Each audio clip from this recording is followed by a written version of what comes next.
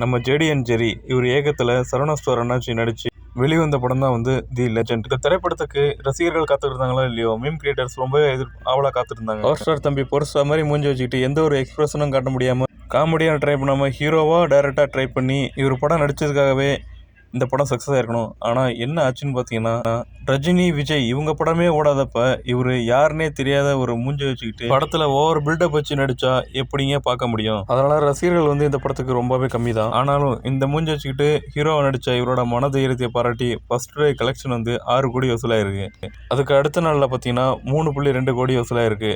அடுத்த நாள், அது 3வது நாள் 1.75 கோடி கலெக்ஷன் ஆயிருக்கு.